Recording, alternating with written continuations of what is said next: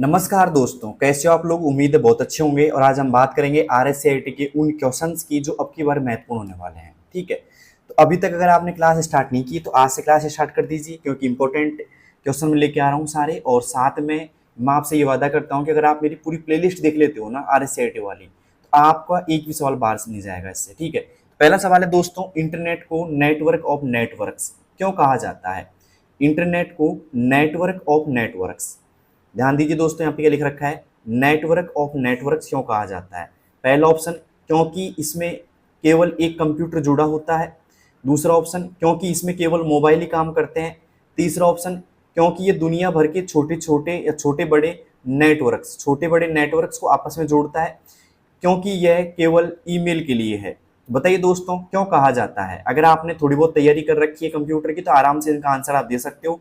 और हाँ, साथ साथ में अगर आप कमेंट बॉक्स में आंसर देते हो तो बहुत अच्छी बात है। ठीक है, तो पहला सवाल का जो जवाब होगा सही वो होगा, क्योंकि ये दुनिया भर में या दुनिया भर के छोटे बड़े नेटवर्क्स को आपस में जोड़ता है। ठीक है, आपस में कनेक्ट करता है, इसलिए बोलते हैं दोस्तों इसको नेटवर्क ऑफ नेटवर्क्स। ठीक है, तो उम्मीद है आपको समझ में आ गया होगा इंटरनेट को नेटवर्क्स ऑफ नेटवर्क क्यों कहा जाता है। ठीक है, ओके, पहले ऑप्शन में आएगा दोस्तों, पहले क्वेश्चन में आएगा दोस्तों सी ऑप्शन। अब चलते हैं दोस्तों अगले सवाल की ओर। उम्मीद है पहला सवाल आपको समझ में आ गया होगा अच्छे से। दूसरा सवाल है दोस्तों, ध्यान से देखिएगा, वेब ब्राउजर का मुख्य कार्य क्या है। वेब ब्राउजर का मुख्य कार्य क्या है। पहला ऑप्शन, केवल गेम खेलना। दूसरा ऑप्शन, इंटरनेट पर वेबसाइट की जानकारी देखने की सुविधा देना। या फिर कंप्यूटर की मेमोरी बढ़ाना, या मोबाइल का डेटा सेव करना। बताइए दोस्तों, वेब ब्राउजर का मुख्य कार्य क्या है। अगर आपको आता है तो आप आराम से कमेंट बॉक्स में इसका आंसर दे सकते हैं दोस्तों, वेब ब्राउजर का जो कार्य होता है, मुख्य कार्य की बात करें तो वो होता है इंटरनेट पर वेबसाइट और जानकारी देखने की सुविधा देना। इंटरनेट पर वेबसाइट और जानकारी देखने की सुविधा देना। ठीक है, बी ऑप्शन इज राइट। दूसरे में आएगा बी। ठीक है, अब चलते हैं दोस्तों तीसरे सवाल की ओर। तीसरा सवाल हमारे सामने क्या है दोस्तों, यूआरएल का पूरा नाम क्या है और इसका उपयोग कहाँ होता है।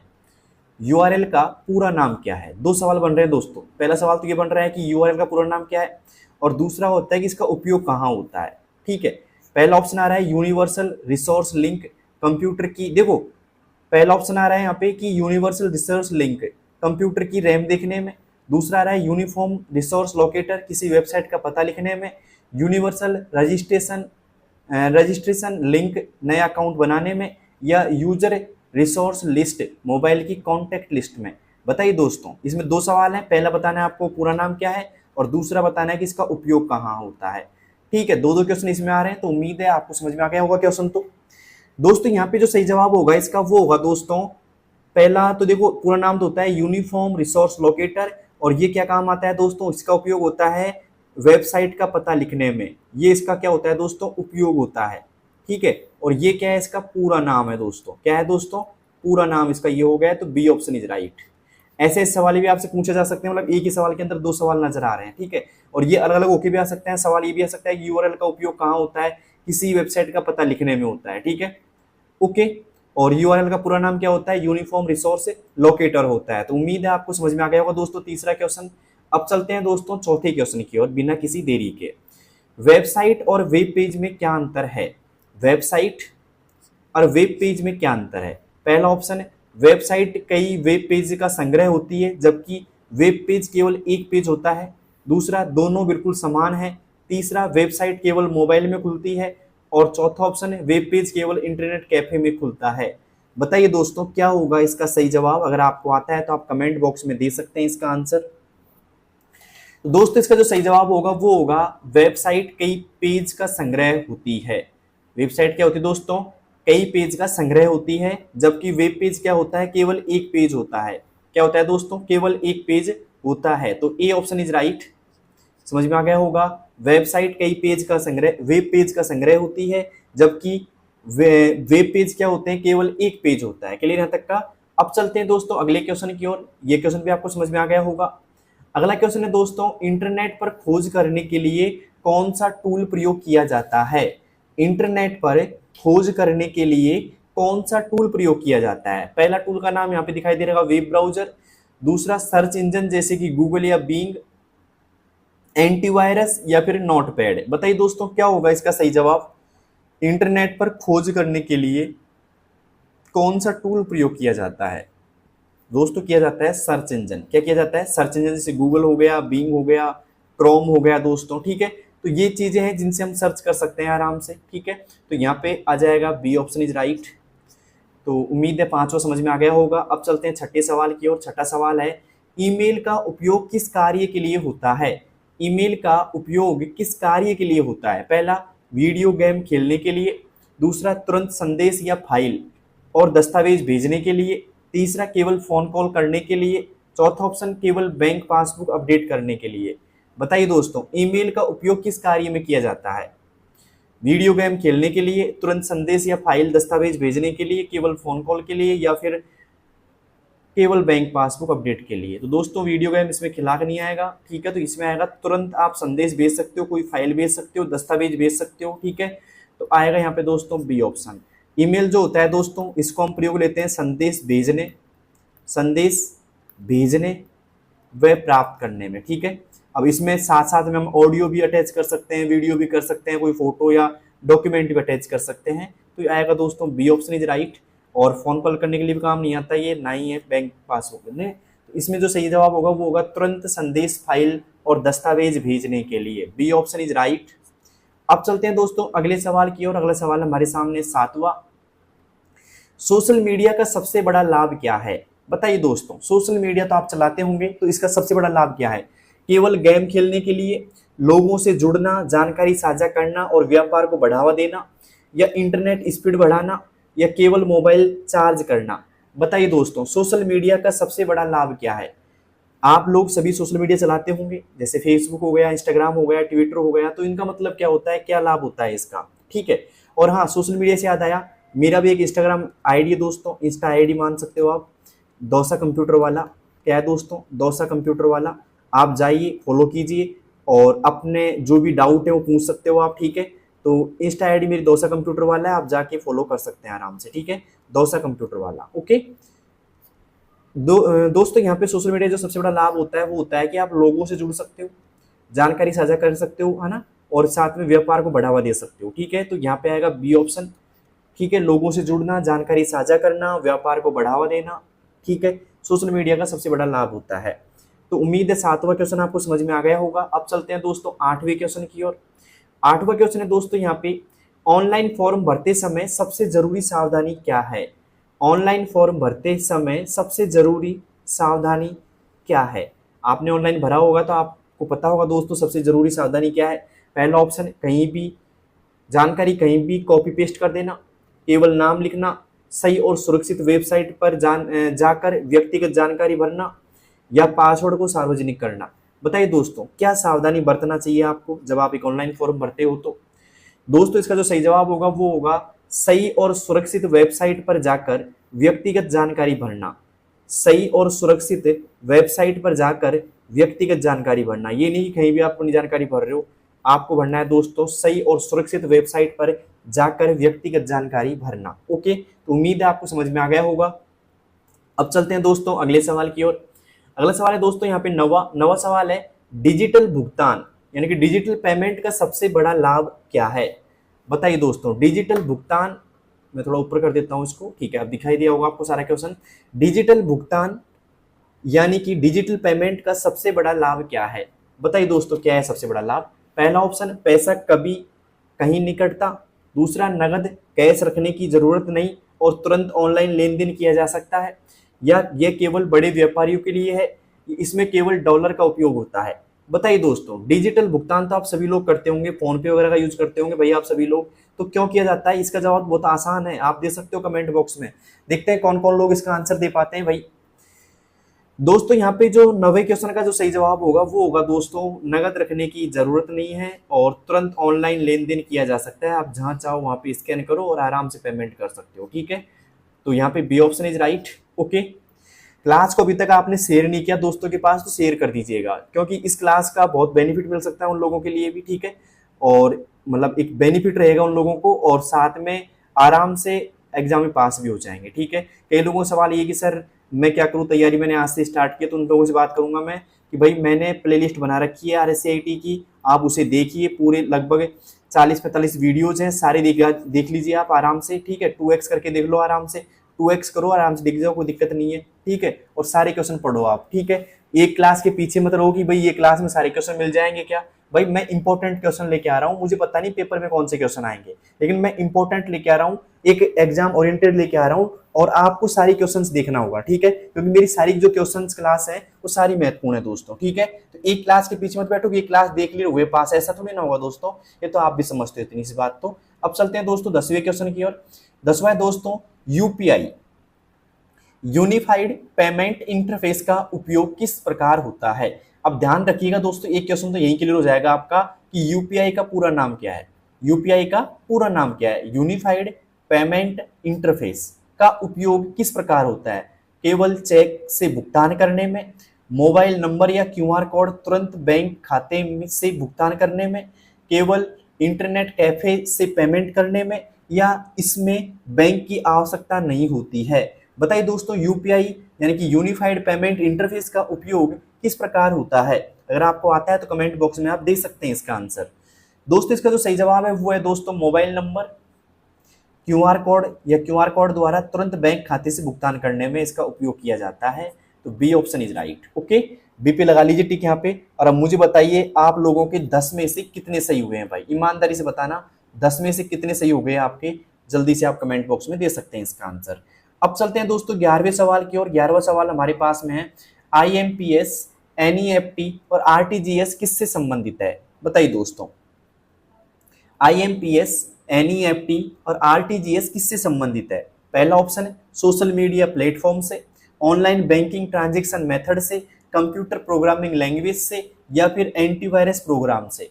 बताइए दोस्तों, एक तो आपके पास में आ रहा है IMPS, ओके, आई है, एक NEFT आ गया साथ में, एक आ गया RTGS। क्या गया दोस्तों? RTGS आ गया। तो ये क्या काम करते हैं दोस्तों? तो ये क्या काम करते हैं, यहाँ पे अगर आपको आता है तो आप दे सकते हैं इसका जवाब, क्योंकि कभी कभी तो आपने नेफ्ट भी किया होगा, RTGS भी किया होगा किसी को, या सुना तो होगा आपने, या बुक भी पढ़ी होगी आपने। दोस्तों इसका जो सही जवाब होगा वो होगा ऑनलाइन बैंकिंग ट्रांजेक्शन मेथड।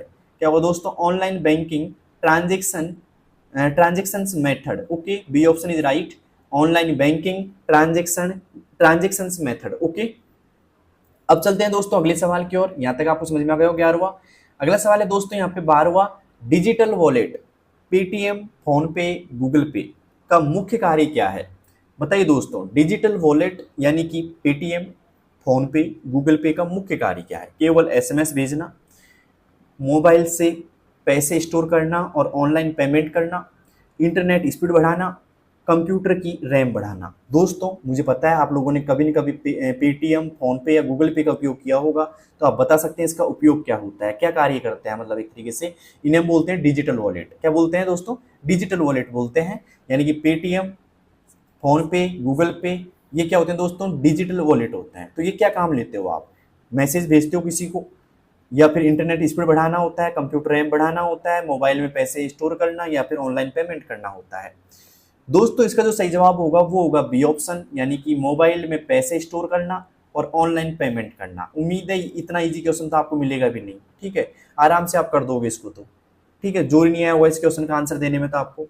अब चलते हैं दोस्तों अगले सवाल की ओर। अगला सवाल है हमारे सामने 13वां सवाल, ध्यान से देखिएगा दोस्तों। ऑनलाइन भुगतान करते समय OTP का उपयोग क्यों किया जाता है?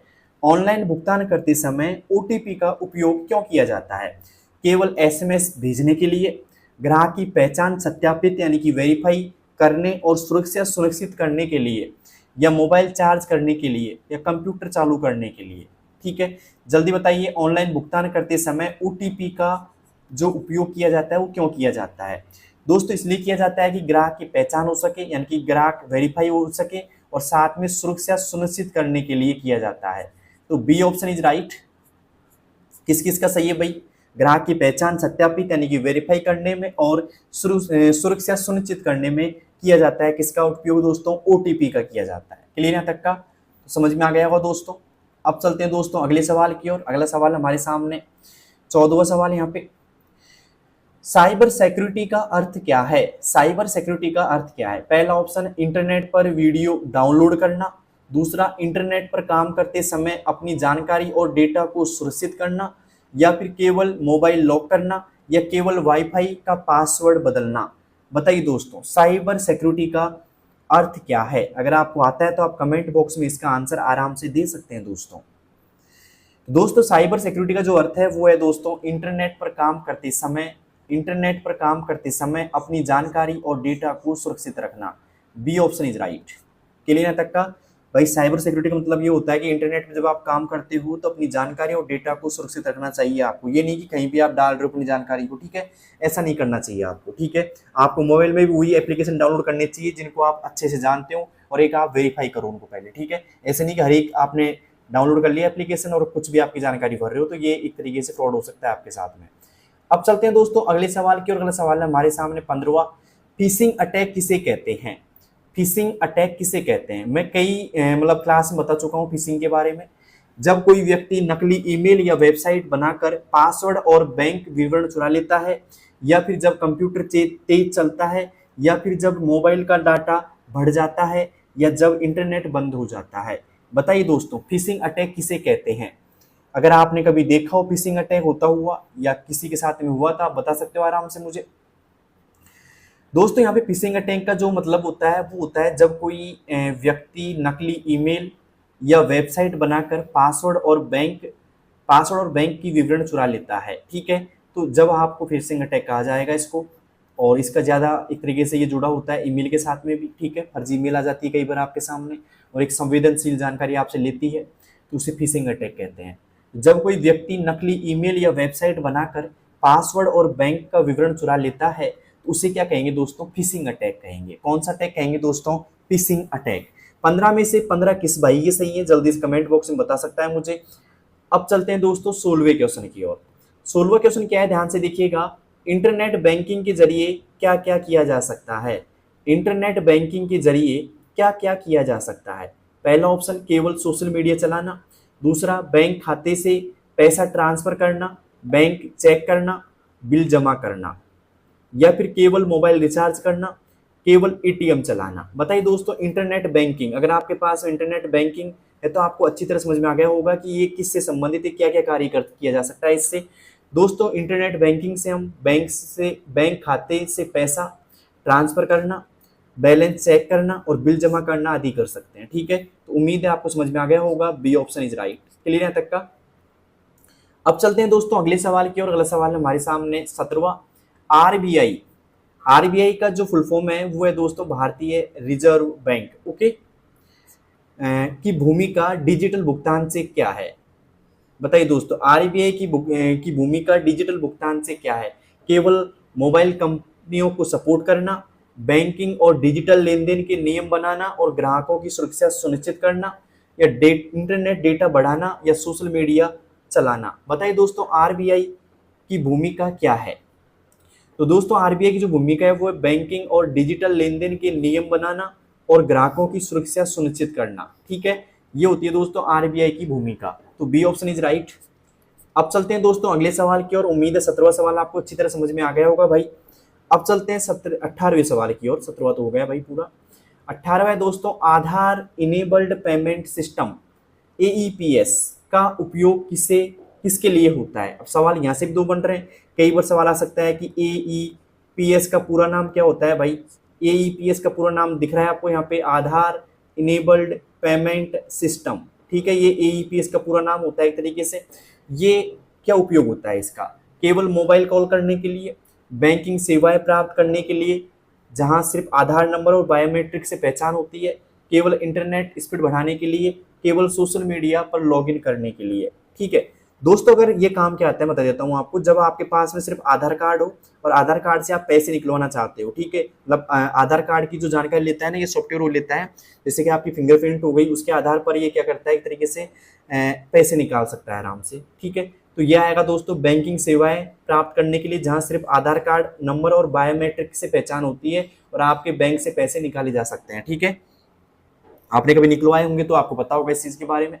अब चलते हैं दोस्तों 19वें सवाल की ओर। 19वां, देखो 18वें में बी ऑप्शन आएगा, ध्यान देना इस चीज का। अब चलते हैं दोस्तों 19वें सवाल की ओर। 19वां है दोस्तों यहाँ पे, साइबर कैफे से इंटरनेट का उपयोग करते समय सबसे बड़ी सावधानी क्या होनी चाहिए? पहला, पासवर्ड ब्राउजर में सेव नहीं करना चाहिए। दूसरा, इंटरनेट को लगातार ऑन रखना चाहिए।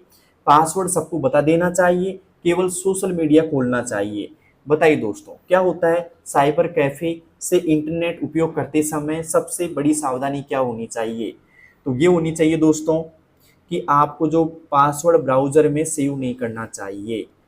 ठीक है, तो A option is right, password browser में सेव नहीं करना चाहिए। ओके, तो उम्मीद है आपको 19वां समझ में आ गया होगा। अब चलते हैं दोस्तों 20वें सवाल की ओर। 20वां सवाल है दोस्तों, ध्यान से देखिएगा, आधार आधारित ई केवाईसी का प्रयोग कहाँ होता है? आधार आधारित ई केवाईसी का प्रयोग कहाँ होता है? केवल मोबाइल चार्ज करने में, बैंक अकाउंट खोलने, सिम कार्ड लेने और डिजिटल सेवाएं लेने में, या फिर इंटरनेट स्पीड चेक करने में, या केवल गेम खेलने में? बताइए दोस्तों आधार आधारित ई केवाईसी का उपयोग कहाँ होता है? अगर आपको आता है तो आप कमेंट बॉक्स में इसका आंसर दे सकते हैं आराम से। दोस्तों 20वें जो सवाल में आंसर होगा वो होगा दोस्तों बैंक अकाउंट खोलने में, सिम कार्ड लेने में और डिजिटल सेवाएं लेने में। ठीक है, तो यहाँ पे आएगा बी ऑप्शन। ओके, अब चलते हैं दोस्तों 21वें सवाल की ओर। उम्मीद है 20 तक आपको क्लास पसंद आई होगी, और क्लास पसंद आई तो आप एक बार अपने दोस्तों के पास शेयर जरूर कीजिएगा, क्योंकि उनको भी बेनिफिट मिल ही जाएगा दोस्तों इससे। अब चलते हैं दोस्तों 21वें सवाल की ओर। 21वां है दोस्तों, क्यूआर कोड आधारित भुगतान प्रणाली क्यों लोकप्रिय हो रही है? क्यूआर कोड आधारित भुगतान प्रणाली क्यों लोकप्रिय हो रही है? पहला, क्योंकि इसमें केवल बड़ा व्यापारी ही भुगतान ले सकता है। दूसरा, इसमें किसी भी दुकान पर केवल कैश से भुगतान होता है। तीसरा ऑप्शन, इसमें ग्राहक सीधे अपने मोबाइल से क्यूआर कोड स्कैन करके बैंक खाते से तुरंत भुगतान कर सकता है। या फिर इसमें ओटीपी की आवश्यकता नहीं होती। बताइए दोस्तों क्यूआर कोड आधारित भुगतान प्रणाली क्यों लोकप्रिय हो रही है? अगर आपको आता है तो आप कमेंट बॉक्स में इसका आंसर दे सकते हैं। मुझे उम्मीद है पूरी आप इसका आंसर देंगे भाई। दोस्तों इसका जो सही जवाब होगा वो होगा, इसमें ग्राहक सीधे मोबाइल से क्यूआर कोड स्कैन करके, इसमें ग्राहक सीधे मोबाइल से क्यूआर कोड स्कैन करके बैंक खाते से तुरंत भुगतान कर सकता है। तो यहाँ पे आएगा दोस्तों C option is right. Okay, अब चलते हैं दोस्तों अगले सवाल की ओर। अगला सवाल है हमारे सामने 22वां है दोस्तों, रुपे कार्ड। रुपे कार्ड किसके द्वारा जारी किया गया भारत का घरेलू कार्ड नेटवर्क है? रुपे कार्ड किसके द्वारा जारी किया गया भारत का घरेलू नेटवर्क है? गूगल के द्वारा, एनपीसीआई के द्वारा, एसबीआई बैंक के द्वारा, या एयरटेल के द्वारा? बताइए दोस्तों क्या होगा इसका सही जवाब? अगर आपको आता है तो आप कमेंट बॉक्स में इसका आंसर दे सकते हैं। बहुत देर हो गई आपको क्लास देखते देखते, इसका जवाब आप कमेंट बॉक्स में दीजिएगा। मैं आपको दे रहा हूँ मात्र 5 सेकंड का समय। देखते हैं कौन कौन लोग इसका आंसर दे पाते हैं भाई।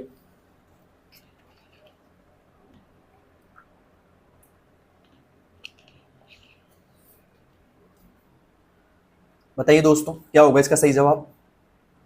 दोस्तों इसका जो सही जवाब होगा वो होगा एनपीसीआई द्वारा। किसके द्वारा दोस्तों? एनपीसीआई द्वारा। B option is right.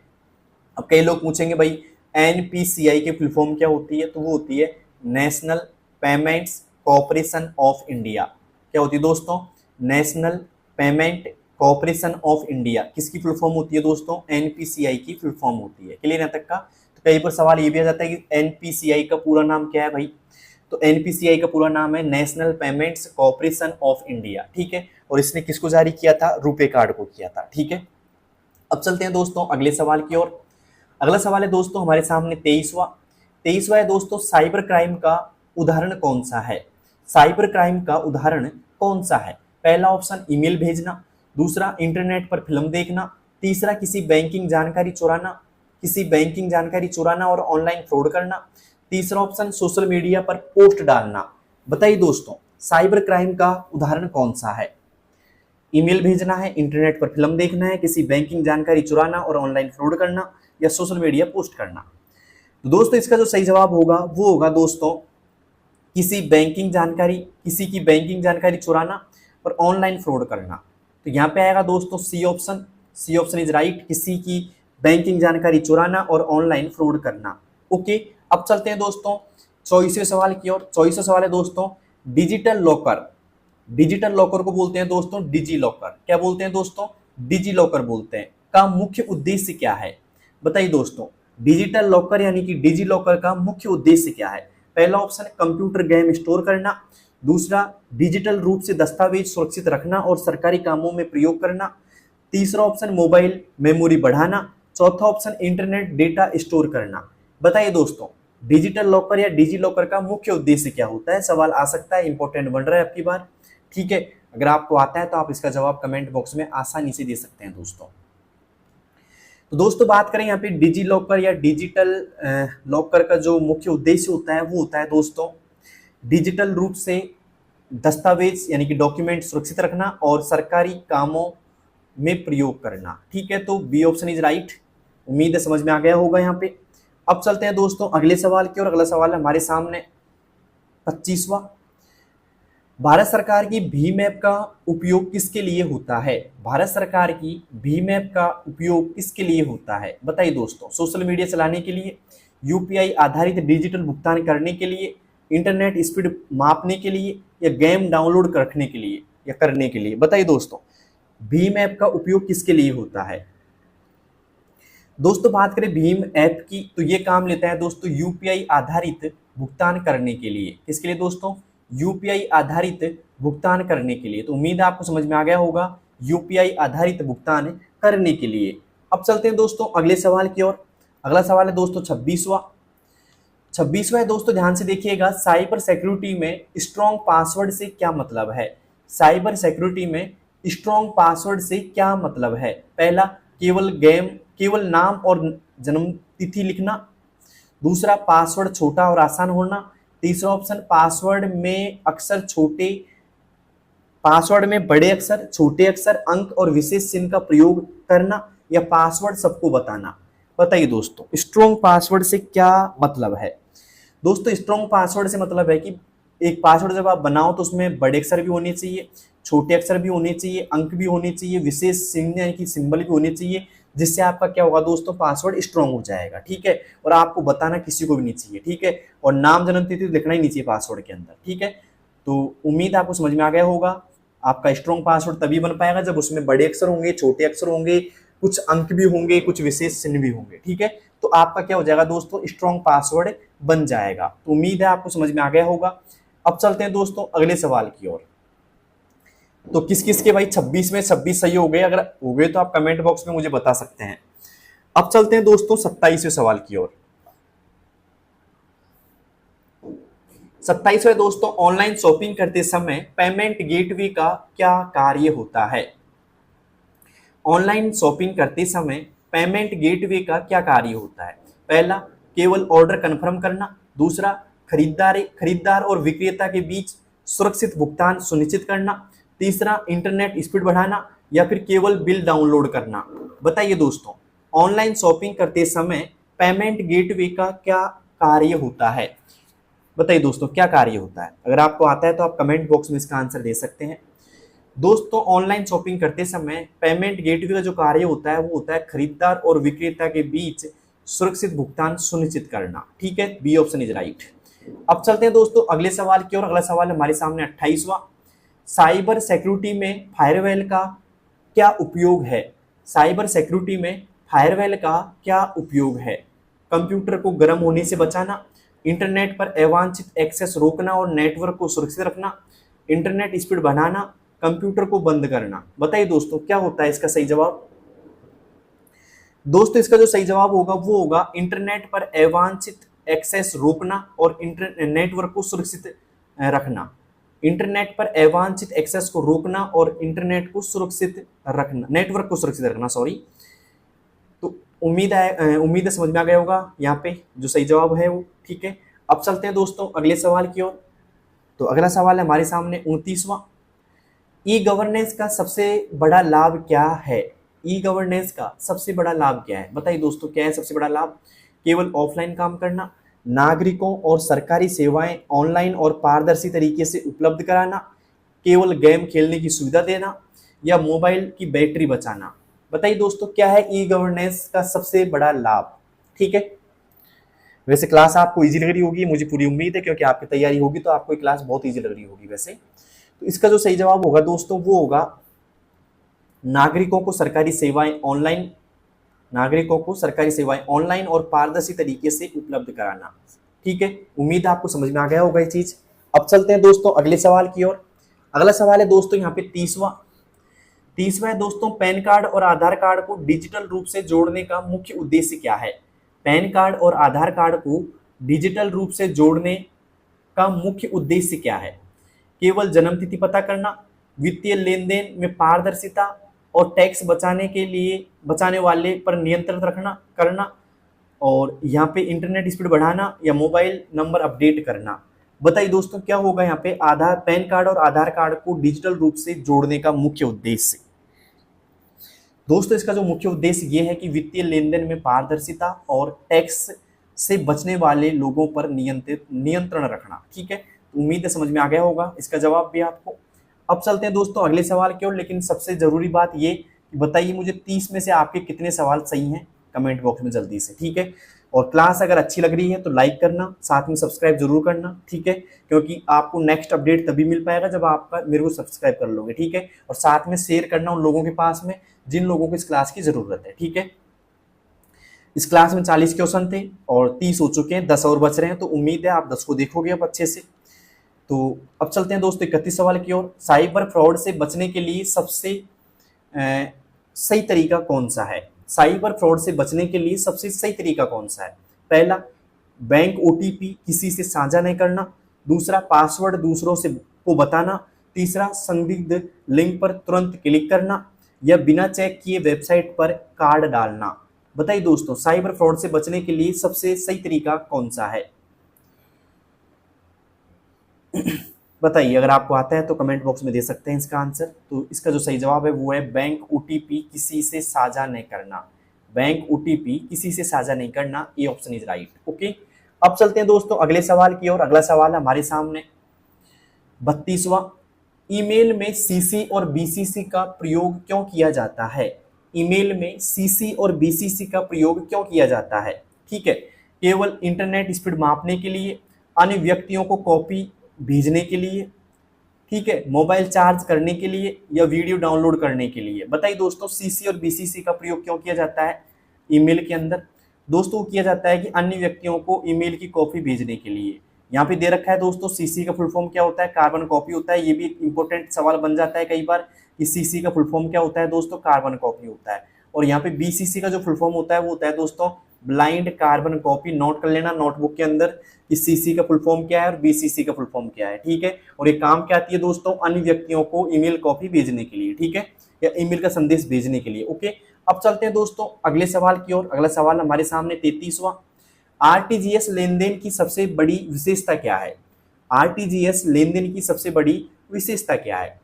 इसमें केवल कैश जमा होता है, इसमें बड़ी राशि 2 लाख से अधिक का तुरंत निपटान होता है, इसमें कोई समय सीमा नहीं होती है, इसमें केवल विदेशी मुद्रा का प्रयोग किया जाता है। बताइए दोस्तों क्या होगा इसका सही जवाब?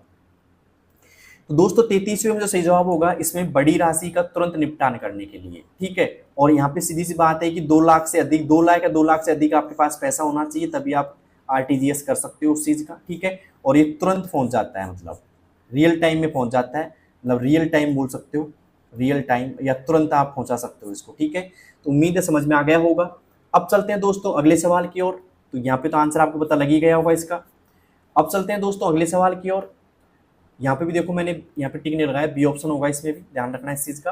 32वें में बी होगा। अब दोस्तों यहाँ बात करें यहाँ पे अगले सवाल की 33वां हो चुका है, 34वें की ओर चलते हैं। क्लाउड स्टोरेज का सबसे बड़ा लाभ क्या है? क्लाउड स्टोरेज का सबसे बड़ा लाभ क्या है? कंप्यूटर की रैम बढ़ाना, केवल एसएमएस भेजना, इंटरनेट पर डेटा सुरक्षित रखना और कहीं से भी एक्सेस करना, या फिर मोबाइल बैटरी बचाना।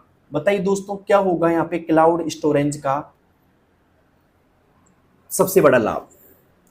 दोस्तों यहाँ पे क्लाउड स्टोरेज का सबसे बड़ा लाभ होता है ना, वो ये होगा कि इंटरनेट पर डेटा सुरक्षित रखना और कहीं से भी एक्सेस करना। तो यहाँ पे आएगा C option is right, internet पर डेटा सुरक्षित रखना और कहीं से भी एक्सेस करना। अब चलते हैं दोस्तों अगले सवाल की ओर। अगला सवाल हमारे सामने 35वां, डिजिटल इंडिया अभियान का प्रमुख उद्देश्य क्या है? डिजिटल इंडिया अभियान का प्रमुख उद्देश्य क्या है? पहला ऑप्शन केवल मोबाइल कंपनियों को फायदा देना, दूसरा ऑप्शन सरकारी सेवाओं और योजनाओं को ऑनलाइन माध्यम से आम जनता तक पहुंचाना। तीसरा ऑप्शन इंटरनेट महंगा करना या केवल बैंक बंद करना। बताइए दोस्तों क्या होगा डिजिटल इंडिया अभियान का प्रमुख उद्देश्य। दोस्तों डिजिटल इंडिया अभियान का प्रमुख जो उद्देश्य होगा वो होगा दोस्तों सरकारी सेवाओं और योजनाओं को ऑनलाइन माध्यम से आम जनता तक पहुंचाना। B option is right. ठीक है, तो उम्मीद है आपको 3500 सवाल समझ में आ गया होगा। अब चलते हैं दोस्तों 36 सवाल की ओर। 36 सवाल है दोस्तों, ध्यान से देखिएगा। एमएस वर्ड में क्लिपबोर्ड ग्रुप का उपयोग किसके लिए होता है। आपने एमएस वर्ड पढ़ा होगा तो होम टैब के अंदर, कौन से टैब के अंदर दोस्तों, होम टैब के अंदर, मैं लिख देता हूं इस जगह पे, ये पाया जाता है होम टैब के अंदर।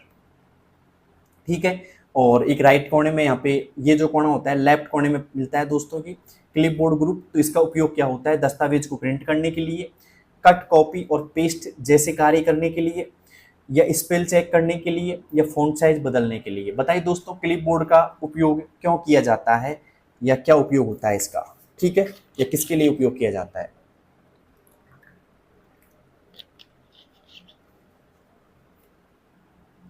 दोस्तों इसका जो सही जवाब होगा वो होगा दोस्तों कट कॉपी और पेस्ट जैसे कार्य करने के लिए।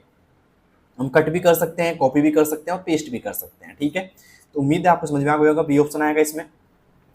कॉपी की शॉर्टकट की क्या होती है दोस्तों, कंट्रोल सी होती है। मैं लिख देता हूँ यहाँ पे, थोड़ी शॉर्टकट की भी आपको याद होनी चाहिए। कंट्रोल सी होती है। कट की होती है दोस्तों कंट्रोल प्लस एक्स। ठीक है, और यहाँ पे बात करें पेस्ट की शॉर्टकट की होती है कंट्रोल प्लस वी होती है। ठीक है, और यहाँ पे अगर क्लिपबोर्ड की बात करें तो हम 24 आइटम तक स्टोर कर सकते हैं कट कॉपी करके। ठीक है, कितने आइटम दोस्तों, 24 आइटम तक। ओके, तो उम्मीद है आपको समझ में आ गया होगा कि एमएस वर्ड में क्लिपबोर्ड का उपयोग क्यों किया जाता है। जो भी आप कट या कॉपी करते हैं वो कहाँ स्टोर हो जाता है दोस्तों, क्लिपबोर्ड में स्टोर हो जाता है। ठीक है, और ये एमएस वर्ड में पाया जाता है और होम टैब के अंदर पाया जाता है। ठीक है, अब चलते हैं दोस्तों अगले सवाल की ओर। अगला सवाल हमारे सामने 37वां। एक्सेल में कंडीशन फॉर्मेटिंग का उपयोग कब किया जाता है। एक्सेल में कंडीशन फॉर्मेटिंग का उपयोग कब किया जाता है। पहला ऑप्शन डाटा के अनुसार सेल का रंग या स्टाइल बदलने के लिए, केवल प्रिंट निकालने के लिए, कंप्यूटर स्पीड चेक करने के लिए, या फिर टेक्स्ट कॉपी करने के लिए। बताइए दोस्तों क्यों किया जाता है इसका उपयोग, अगर आपको आता है तो बता सकते हैं। कब किया जाता है दोस्तों, ये किया जाता है डाटा के अनुसार सेल का रंग स्टाइल बदलने के लिए। क्या दोस्तों, A option is right, data के अनुसार सेल का रंग स्टाइल बदलने के लिए। ओके, तो उम्मीद है आपको समझ में आ गया होगा। आप जो कंडीशन दोगे ना कि भाई इससे बड़े में ये कलर आ जाए, इससे छोटे में ये कलर आ जाए, अगर इक्वल है तो ये आ जाए, तो उस सब कंडीशन यहाँ पे अप्लाई कर सकते हो आप। ठीक है, तो उम्मीद है आपको समझ में आ गया होगा। अब चलते हैं दोस्तों अगले सवाल की ओर। अगला सवाल है दोस्तों, यहाँ पे ध्यान से देखिएगा, 38वां। एक्सेल में मर्ज सेंटर, एक्सेल में मर्ज एंड सेंटर का प्रयोग किस लिए किया जाता है। मर्ज एंड सेंटर का प्रयोग किस लिए किया जाता है या किस लिए होता है। पहला, कई सेल्स को जोड़कर टेक्स्ट के बीच में दिखाने के लिए, टेक्स्ट को बीच में दिखाने के लिए, केवल टेक्स्ट को बोल्ड करने के लिए, कंप्यूटर शटडाउन करने के लिए, या इंटरनेट स्पीड बढ़ाने के लिए। बताइए दोस्तों एक्सेल में मर्ज एंड सेंटर का उपयोग क्यों किया जाता है या प्रयोग क्यों किया जाता है। दोस्तों वो किया जाता है कई सेल्स को जोड़कर टेक्स्ट को बीच में दिखाने के लिए, कई सेल्स को जोड़कर टेक्स्ट को बीच में दिखाने के लिए इसका प्रयोग किया जाता है। तो ए ऑप्शन इज राइट, कई सेल्स को जोड़कर टेक्स्ट को बीच में दिखाने के लिए। उम्मीद है समझ में आ गया होगा। अब चलते हैं दोस्तों अगले सवाल की ओर। अगला सवाल है हमारा 39वां, सेकंड लास्ट है, इसके बाद में अंतिम सवाल 40 का होगा आज की क्लास का। पावर पॉइंट में डिजाइन टेम्पलेट्स का क्या मतलब है। पावर पॉइंट में डिजाइन टेम्पलेट्स का क्या मतलब है। पहला, पहले से बने लेआउट और स्टाइल का उपयोग करना। दूसरा, केवल रैम बढ़ाना। तीसरा, कंप्यूटर स्पीड बढ़ाना, या फिर टेक्स्ट कॉपी करना। बताइए दोस्तों पावर पॉइंट में डिजाइन टेम्पलेट्स का क्या मतलब है। दोस्तों इसका जो मतलब है वो है पहले से बने लेआउट और स्टाइल का उपयोग करना, पहले से बने लेआउट और स्टाइल का उपयोग करना। तो ए ऑप्शन इज राइट। ठीक है, तो यहाँ पे मैंने बता ही दिया था। अब चलते हैं दोस्तों अगले सवाल की ओर। अगला सवाल है हमारे सामने 40वां। स्लाइड शो की समय अवधि टाइमिंग, सॉरी सवाल तो ये है, मैं ऑप्शन पढ़ने लग गया, सॉरी। पावर पॉइंट में रिहर्स टाइमिंग का क्या उपयोग है। पावर पॉइंट में रिहर्स टाइमिंग का क्या उपयोग है।